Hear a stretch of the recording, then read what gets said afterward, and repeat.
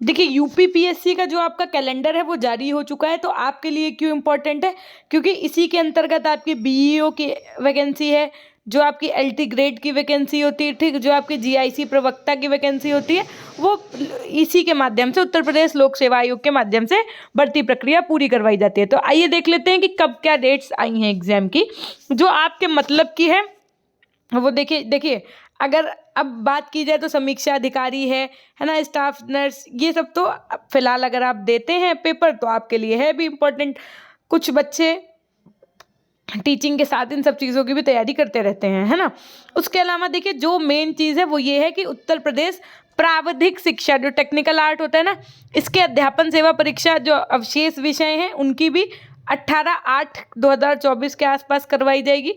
ठीक, उसके अलावा यहाँ पर आप जो पद आरक्षित, मतलब यहाँ पर जो आरक्षित लिखा हुआ है इसका क्या मतलब है, आइए ये भी समझ लीजिए। एलटी ग्रेड से संबंधित भी जानकारी यहाँ पर दी गई है। पहली बात तो समस्त तारांकित एवं कुछ अन्य पद यथा प्रवक्ता जो होते हैं आपके राजकीय डिग्री कॉलेज, जो आप जीआईसी प्रवक्ता एलटी ग्रेड की वैकेंसी, इनकी स्क्रीनिंग परीक्षा से संबंधित प्रस्तावित नियमावली के उत्तर प्रदेश शासन द्वारा प्राख्यान किए जाने के पश्चात ही उपरोक्त परीक्षाएं यथासंभव उक्त आरक्षित तिथियों में समायोजित की जा सकी जाएंगी। आपको पता है कि भाई जो आपका नया शिक्षा सेवा चयन आयोग बनना है उसकी वजह से सब कुछ अटका पड़ा है।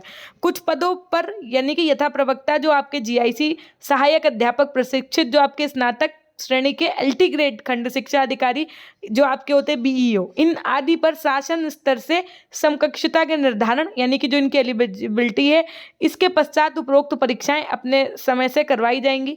उसके अलावा कुछ पद यथा सम्मिलित राज्य कृषि सेवा परीक्षा, सम्मिलित राज्य अभियंत्रण सेवा परीक्षा आदि की परीक्षा योजना एवं पाठ्यक्रम के संदर्भ में शासन के अनुमोदन उपरांत पर उपरोक्त परीक्षाएं यथासंभव उक्त आरक्षित तिथियों में समायोजित की जाएंगी। इसी के हिसाब से उपर्युक्त वर्णित पदों हेतु अर्हता धारित करने वाले सभी अभ्यर्थियों से अपेक्षा है क्या कि वे तत्काल एकल अवसरीय पंजीकरण की प्रक्रिया पूर्ण कर ओटीआर नंबर प्राप्त कर लें, जिससे पद के विज्ञापन की अवधि में उन्हें आवेदन पत्र भरने में भी कोई कठिनाई ना हो।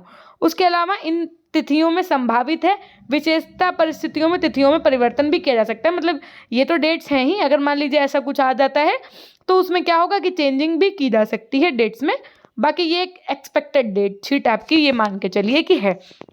तो अब आप समझ सकते हैं कि जो अभी भी टीचिंग के सिनेरियो है वैकेंसीज का, बी हो चाहे वो कोई भी हो, वो सब डिपेंडेंट है किस पे, जो आपके शासन का आदेश आएगा उस सब चीज़ों पे।